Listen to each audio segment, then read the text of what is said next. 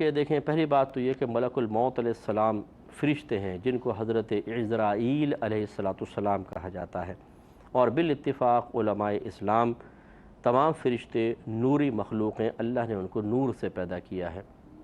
لیکن ملک الموت علیہ السلام پہلے انسانی شکل میں آتے تھے اور انسان بشر ہوتا ہے، اس کا مطلب ہے کہ نور بشری شکل میں متشکل ہو سکتا ہے، یا یوں کہہ لیجئے کہ اللہ تعالیٰ چاہے تو نور اور بشر جو ایک دوسرے کی ضد ہیں انہیں ایک ساتھ جمع فرما دے۔ اور اس سے یہ بھی معلوم ہوا کہ جب نور لباس بشریت میں آتا ہے تو بالکل ویسے ہی اس کے ساتھ معاملات ہوتے ہیں جیسے بشر کے ساتھ ہوتے ہیں، کہ وہ اذیت بھی محسوس کرتا ہے، تکلیف بھی محسوس کرتا ہے، اس میں عیب بھی پیدا ہو سکتا ہے۔ ویسے آپ اگر فرشتے اپنی اصلی حالت میں ہوں، نہ ان کو مار سکتے ہیں، نہ پیٹ سکتے ہیں، نہ ان کے جسم میں کوئی نقص پیدا ہوگا، لیکن جب حضرت ملک الموت علیہ السلام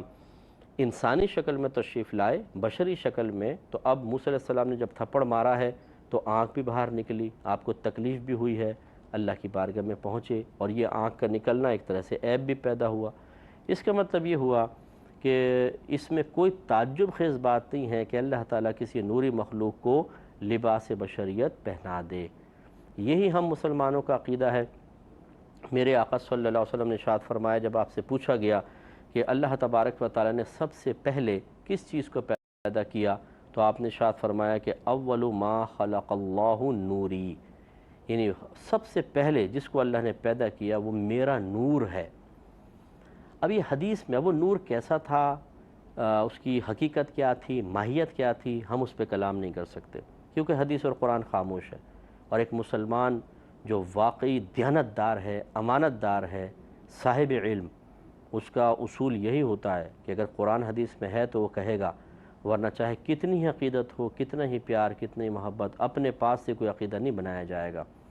تو ہمارے نظریات، ہمارے عقائد یہ شریعت کے دائرے میں رہیں تو ٹھیک، اس کو پھلانگ جائیں تو غلط ہو جائے۔ لہٰذا چونکہ نبی کریم صلی اللہ علیہ وسلم نے اپنی طرف نور کی نسبت کی کہ اللہ نے میرے نور کو پیدا کیا،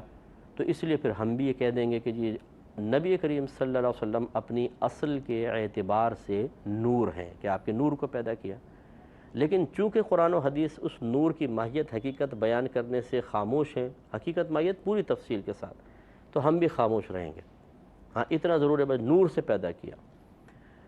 اب جب سرکار تشریف لائے تو بشری شکل میں تشریف لائیں، اور اس کو کوئی انکار نہیں کر سکتا کہ قرآن عظیم میں جا بجا انبیاء علیہ السلام کو بشر فرمایا گیا ہے۔ تو اب معلوم یہ ہوا کہ نبی کریم صلی اللہ علیہ وسلم اپنے اصل کے اعتبار سے نور، لیکن لباس بشریت میں تشریف لائے۔ آپ کا بشر ہونا قرآن عظیم سے ثابت، اور آپ کی طرف نور کی نسبت حدیث میں موجود ہے۔ تو مسلمانوں کا عقیدہ یہ ہے کہ نبی کریم صلی اللہ علیہ وسلم اپنی اصل کے اعتبار سے نور ہیں، اور پھر اللہ تبارک و تعالیٰ نے آپ کو لباس بشریت میں دنیا میں بھیجا ہے۔ تو اب اس پر جو اعتراضات ہوتے ہیں کہ جی اگر نور ہیں تو بشر کیسے ہو گئے، تو ایک دوسرے کی ضد ہیں، اگر ضد ہیں تو ملک الموت علیہ السلام بشری حالت میں کیسے آ گئے۔ پھر بعض یہ اعتراض کرتے ہیں کہ اگر سرکار اپنے اصل کے اعتبار سے نور ہے تو نور کو تو تکلیف اذیت نہیں ہوتی، تو پھر آپ کے دندان مبارکہ شہید ہوئے، آپ ایک دفعہ گھوڑے سے زمین پر تشریف لے آئے تو کمر مبارکہ چھل گئی تھی، اور بخار ہونا، تکلیف کا ہونا، یہ کیوں ہوا؟ تو اس کا جواب بھی یہ ہے کہ جب اصلاً جو نور ہے وہ لباس بشریت میں آتا ہے تو عوارضات بشریہ اس کے ساتھ لاحق ہو جاتے ہیں، جیسے ملک الموت علیہ السلام کی آنکھ نکال دی گئی، تکلیف بھی ہو رہی ہے، اذیت بھی ہو رہی ہے۔ تو یہ مطلب اب کوئی اس میں ڈاؤٹ نہیں ہونا چاہیے، اگر حدیث میں یہ الفاظ نہ ہوتے تو رحمت کونین صلی اللہ علیہ وسلم کی طرف نور کی نسبت کرنا